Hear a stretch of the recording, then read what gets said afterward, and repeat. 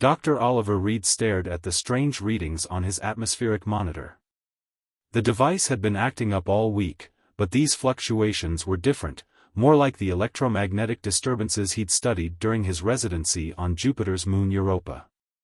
He adjusted his equipment inside the cramped medical outpost, the only human facility for hundreds of miles on the harsh surface of Kepler 186f. The colony world was still in its early stages of terraforming, with only a handful of scattered research stations and mining operations dotting its rust-colored surface. Oliver had chosen this assignment for its solitude, a chance to escape the overcrowded cities of Earth and the memories they held.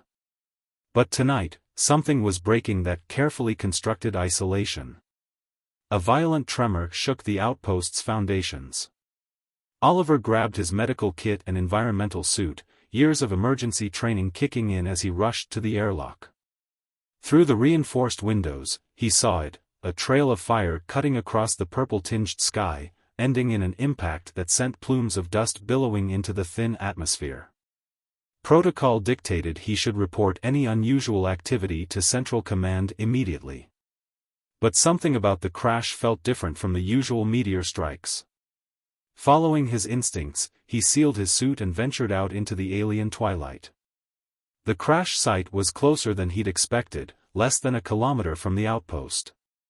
As he approached, his suit sensors detected a faint oxygen envelope surrounding the wreckage, some kind of emergency containment field. The ship itself was unlike anything in Earth's arsenal, its organic curves suggesting an entirely different technological evolution. "Hello?" he called out over his suit's external speakers, scanning the debris field.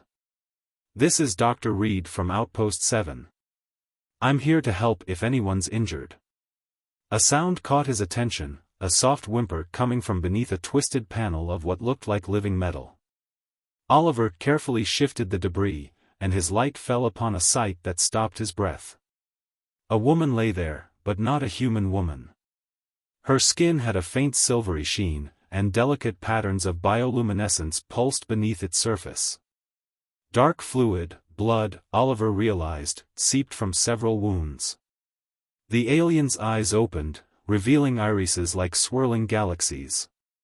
"Please," she whispered in perfect English, though her lips didn't move quite right with the words. "They can't find us." Oliver's medical training took over. "Don't try to move. Let me check your injuries first." He ran his diagnostic scanner over the alien woman's body, and a second set of readings made him pause. "You're pregnant?" The alien woman's hand clutched Oliver's arm with surprising strength. "The child must survive. Everything depends on it." Her eyes fluttered, consciousness fading. Oliver knew bringing an unauthorized alien into the outpost violated at least 15 regulations. But as he looked at the wounded woman, at the desperate protection in those stellar eyes, he made his choice. With careful movements, he activated his suit's mechanical assist and lifted the alien woman. "I'm going to help you," he said softly. "Both of you." "I'm Oliver." The alien woman's bioluminescent patterns flickered weakly. "Thea," she managed, before slipping into unconsciousness. As Oliver carried her back to the outpost, new alarms began blaring from his atmospheric monitor. Multiple ships were entering the upper atmosphere, larger vessels, their energy signatures suggesting military-grade stealth systems. Someone was hunting his mysterious patient. Oliver quickened his pace. He had no idea what he was getting himself into, but he knew one thing with certainty: he wouldn't let anyone harm a mother and her unborn child, human or not. Whatever came next, he had made his choice. Now he would have to live with the consequences. Oliver worked through the night, his medical training pushed to its limits as he treated injuries unlike anything covered in his textbooks. Thea's biology was remarkably similar to human anatomy in some ways, yet profoundly different in others. The bioluminescent patterns beneath her skin seemed to respond to her vital signs, creating a beautiful but alien light show that danced across the medical bay's walls. He had managed to stabilize her condition, but the baby was another matter entirely. The fetus's readings were off the charts, emanating energy signatures that made his instruments fluctuate wildly. Whatever this child was, it was far more than just a hybrid of two species. As the first light of Kepler 186f's red dwarf sun painted the horizon, Thea finally stirred. Oliver was at her side immediately, checking her vitals. "Try not to move too quickly. You've lost a lot of blood, or whatever that silvery fluid is." Thea's galaxy eyes focused on him, clearer now. "You didn't report me," she said. "It wasn't a question." "No," Oliver admitted, running another scan. "Though I probably should have. Want to tell me who's after you and why they're so interested in your child?" She was quiet for a long moment, her bioluminescent patterns shifting to darker hues. "They call themselves the Syndicate. They're researchers, in their own minds. But their methods." She shuddered, and the monitors showed a spike in her stress levels. "They discovered something in my people's genetic code, a potential for adaptation far beyond normal evolutionary paths. When they learned I had conceived a child with someone from another species entirely, they became obsessed." Oliver pulled up a chair, trying to process what she was telling him. "The child's father isn't from your world either?" "No." Thea's patterns shifted to what Oliver was beginning to recognize as sadness. "He was from a civilization even more distant than yours. The Syndicate, they killed him trying to capture us. He died making sure we could escape." Oliver felt a surge of anger at the casual cruelty of it all. "I'm sorry," he said softly, meaning it. "But I still don't understand. Why is this child so important to them?" Thea placed a hand on her swollen abdomen. "Because it's the first of its kind, a bridge between three distinct evolutionary paths. The energy readings you detected? That's just the beginning.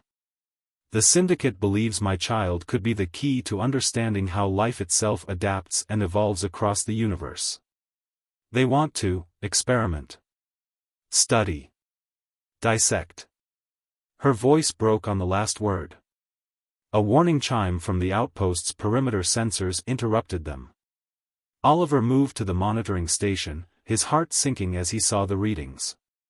3 ships, holding position just outside our atmospheric detection range. They're being careful not to trigger the colony's automated defense systems. "They'll wait," Thea said, attempting to sit up. "Watch for a while. Then send in small teams when they think they've found a weakness." Her patterns pulsed with determination. "I should leave. I've already put you at too much risk." Oliver surprised himself by reaching out to stop her. "You're in no condition to travel, and that baby needs proper medical monitoring." He hesitated, then added, "Besides, I've already violated about 20 protocols. Might as well go for an even 30. That earned him a sound that might have been a laugh, though it echoed strangely in his mind rather than his ears. "You're either very brave or very foolish, Dr. Oliver Reed." "Probably both," he admitted, finding himself drawn to the way her patterns brightened when she laughed. "And just Oliver is fine. I think we're past formalities at this point." He turned back to the monitors, already forming plans. "The outpost has some basic defenses, nothing military grade, but enough to give unwanted visitors pause. More importantly, I know these terrains better than they do. There are places we could hide if we need to." "Why?" Thea asked softly. "Why risk everything for us?" Oliver was quiet for a moment, remembering his own past, the reasons he'd chosen this isolated posting. "Because 5 years ago, I lost my family in the Europa colony disaster. I couldn't save them then. But I can help you now." He met her stellar gaze. "Sometimes the right thing to do and the smart thing to do aren't the same thing." Thea's patterns shifted to colors he hadn't seen before, deep and warm. "Then we'll have to make sure your noble foolishness doesn't get you killed." She grimaced suddenly, hand going to her abdomen. Oliver was beside her instantly, scanners out. The baby's energy readings had spiked again, and for a moment, the very air seemed to crackle with potential. "I think," Thea said through gritted teeth, "we may have less time than we hoped." The child, "It's growing faster than expected." Above them, the perimeter sensors chimed again. The syndicate ships were moving, dropping into lower orbit. Time was running out, and Oliver had a feeling their decisions over the next few hours would change not just their lives, but potentially the course of human understanding of life in the universe. He looked at Thea, at the fierce protectiveness in her alien eyes, and knew he'd already made his choice. Now they just had to survive it. The first attack came just before midnight. Oliver was checking Thea's vital signs when the perimeter alarm screamed to life. On the security feeds, he counted 6 figures in sleek environmental suits, their designs unlike anything in Earth's arsenal. "They're testing our defenses," Thea said, her bioluminescent patterns pulsing with anxiety. She was stronger now, but still far from fully healed. "This is how they started at the research facility where they held me." Oliver activated the outpost's defensive protocols, such as they were. Magnetic shields hummed to life, and automated warning systems began broadcasting the standard quarantine alerts that would keep any legitimate colonists away. "We've got maybe 10 minutes before they bypass the outer locks," he said, already gathering essential supplies. "Can you walk?" Thea answered by pushing herself up from the medical bed, her movements graceful despite her condition. "I can do what I must." They had already prepared for this moment. Oliver had spent the last 2 days studying the terrain maps, plotting escape routes. There was a network of natural caves 3 kilometers to the east, their mineral composition complex enough to confuse most scanning systems. If they could reach them. A sudden explosion rocked the outpost. On the monitors, 2 of the hunters had breached the outer airlock far sooner than expected. Oliver grabbed the emergency pack he'd prepared and helped Thea into an environmental suit modified to accommodate her unique physiology. "Remember," he said as he sealed her helmet, "the suit's camouflage system will help mask your energy signature, but it's not perfect. We have to move fast and stay low." He tried not to focus on how close they were as he checked her suit seals, or how her pattern seemed to brighten at his touch. They slipped out through a maintenance tunnel just as the hunters breached the main corridor. Oliver had looped the security feeds and left false medical readings running in the infirmary. With luck, it would buy them precious minutes. The landscape of Kepler 186f was beautiful in its alien way, especially at night. 3 moons cast competing shadows across the rust-colored terrain, and crystal formations caught and scattered their light in unpredictable ways. Under different circumstances, Oliver might have found it romantic. Right now, he was just grateful for the extra cover it provided. They made it halfway to the caves before the first energy blast struck the ground near them. Oliver pulled Thea behind a crystalline formation, his heart pounding. Through their sealed helmets, he could see her patterns had shifted to deep reds and violets, colors he now recognized as fear and determination mixed. 2 of them, she whispered through their suit-to-suit comm, fast hunters, augmented reflexes. The others will be trying to flank us.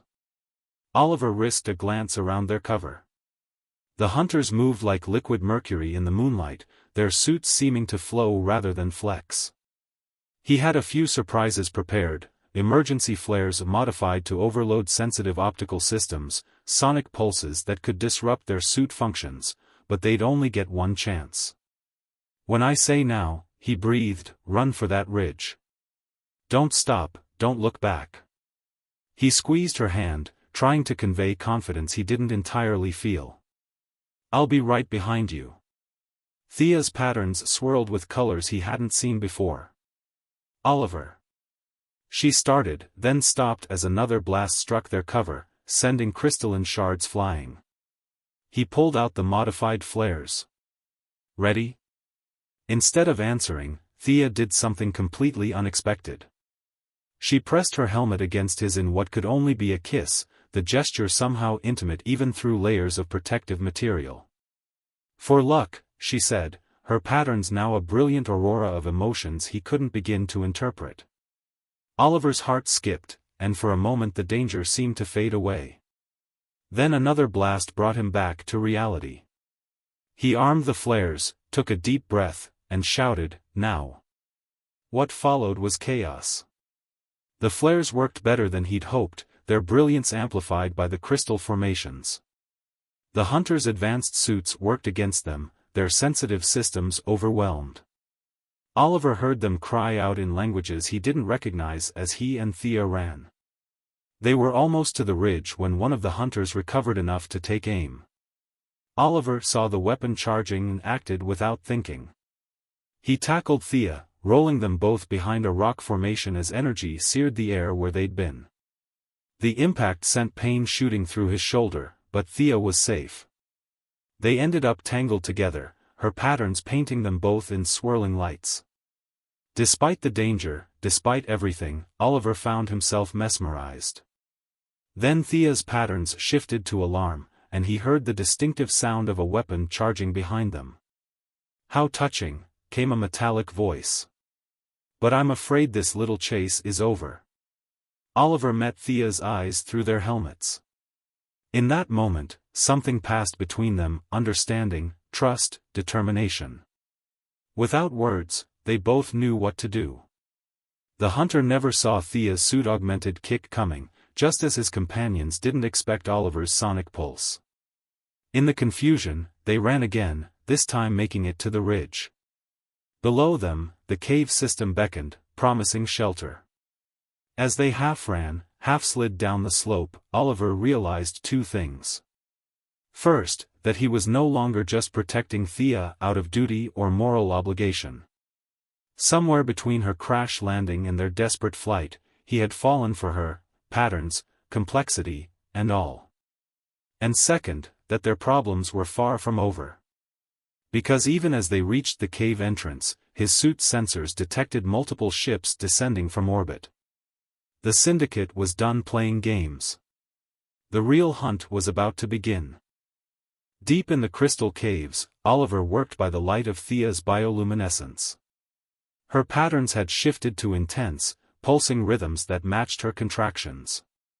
The baby was coming, and there was nothing they could do to slow it down. "The energy readings are off the scale," he muttered, checking his medical scanner for the 100th time. The cave walls around them seemed to vibrate in response to the child's power, creating haunting harmonics that echoed through the tunnels. "How are you holding up?" Thea gripped his hand, her strength enough to make him wince even through their suits. They'd found a chamber deep enough to risk removing their helmets, though they kept the suits on for warmth. "I've known this was coming," she managed between breaths. "The child's energy signature, it's trying to adapt to all three genetic patterns at once." A distant explosion echoed through the cave system. The Syndicate forces were getting closer, methodically checking each branch of the tunnels. Oliver had laid what traps he could with their limited supplies, but it wouldn't hold them forever. "Tell me what you need," he said, trying to focus on the immediate problem.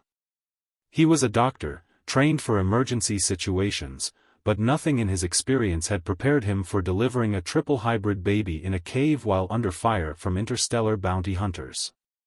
Thea's patterns shifted to deep blues and purples. The birth, it will release a massive energy surge. Like a beacon. Her eyes met his, galaxies swirling with pain and determination. "They'll know exactly where we are. Then we'll deal with that when it happens." Oliver checked the scanner again. Right now, this little one isn't waiting for anyone's permission. Another contraction hit, stronger than before. The crystal formations around them began to glow in response to the child's energy, creating a light show that would have been beautiful under different circumstances. "Oliver," Thea gasped, "there's something you need to know."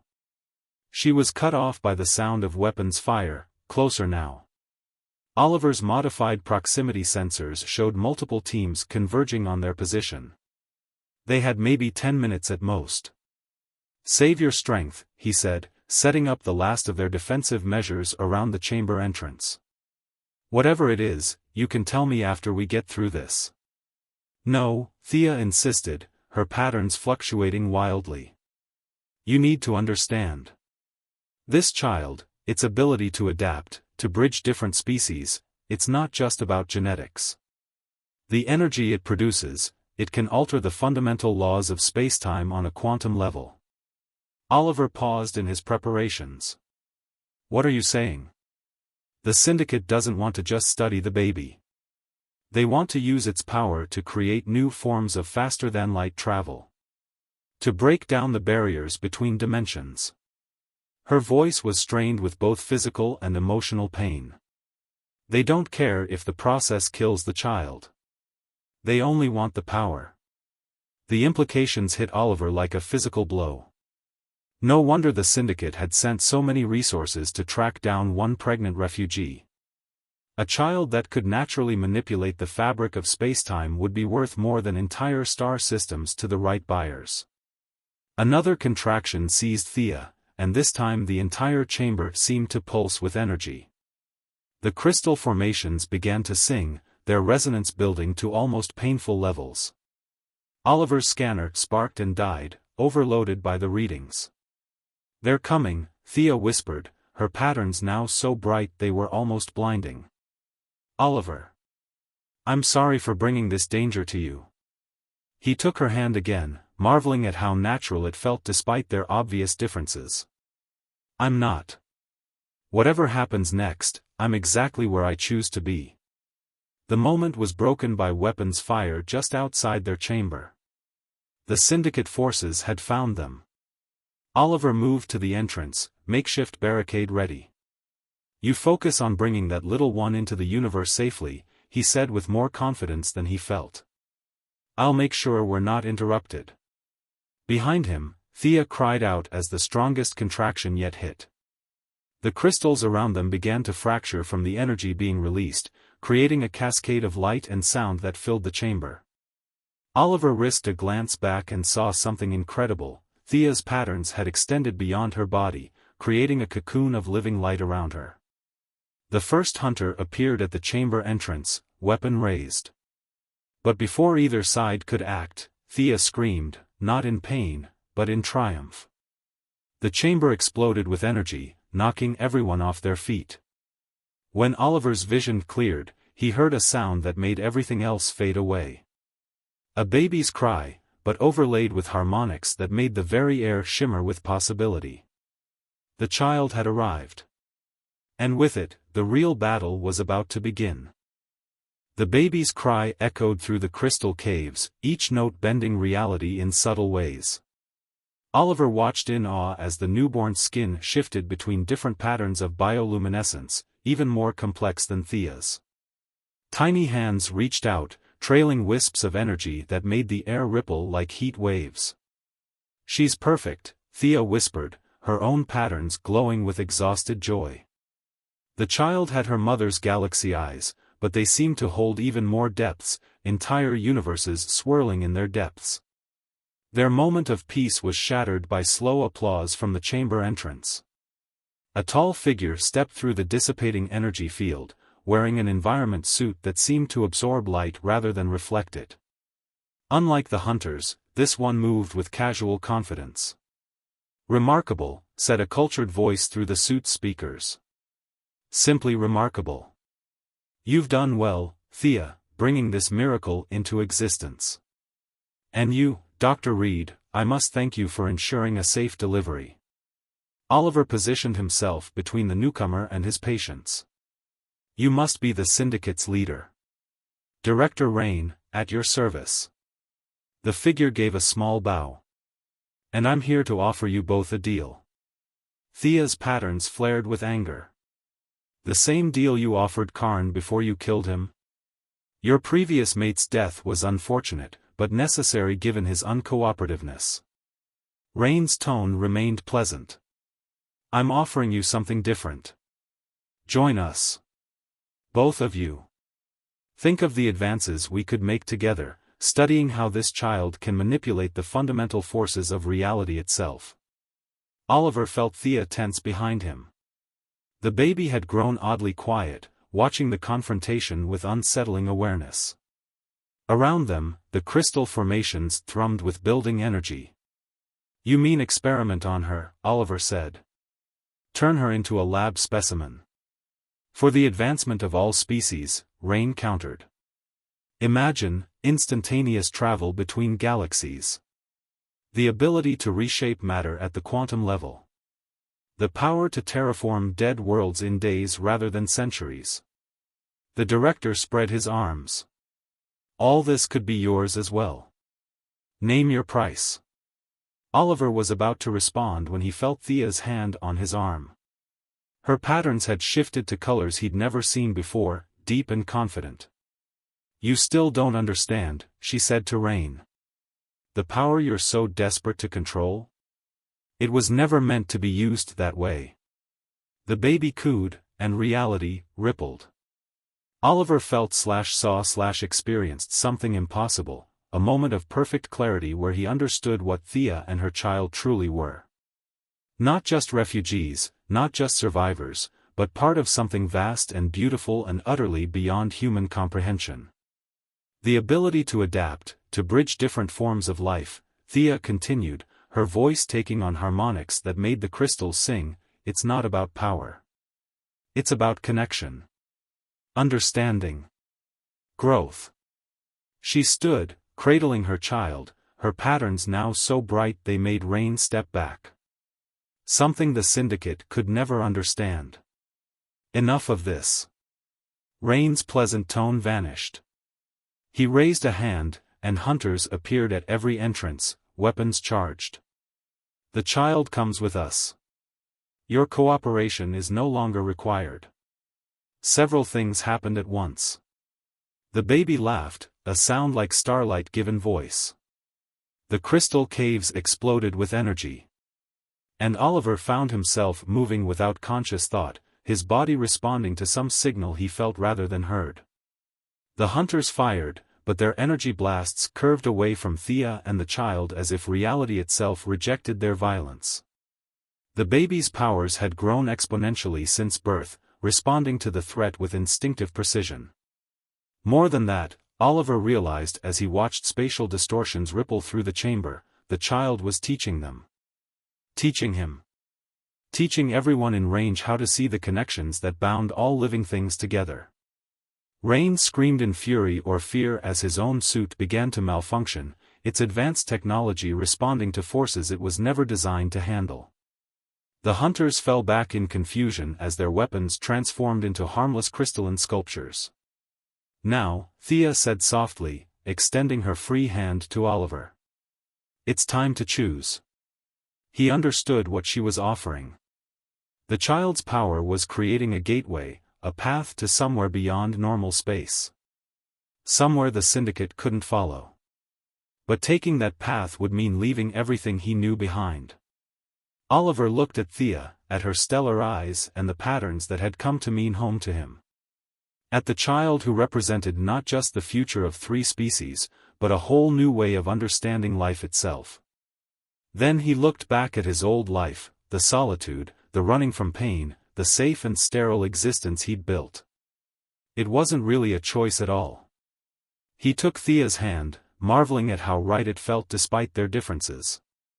The baby reached out too, tiny fingers trailing stardust, and reality opened around them like a flower blooming in zero gravity. The last thing Director Rain saw before his systems failed completely was the impossible, a human doctor, an alien refugee, and a child who could reshape reality, stepping through a door made of light and possibility.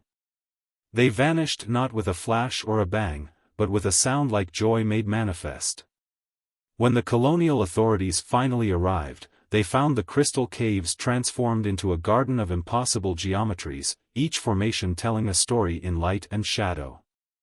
They found the Syndicate's hunters babbling about revelations and connections, their weapons turned to art, their minds opened to new ways of seeing. But they never found Oliver Reed, or the alien woman he had helped, or their miraculous child. Some say that on quiet nights, when Kepler 186f's moons align just right, you can still hear echoes in the crystal caves, a baby's laugh, a mother's song, a man's contented sigh. And if you listen very carefully, you might learn something about love, and courage, and the infinite ways life finds to adapt and connect across the vast distances between stars. After all, as Oliver had discovered, sometimes the right thing and the smart thing aren't the same, but sometimes, just sometimes, they lead to exactly where you need to be.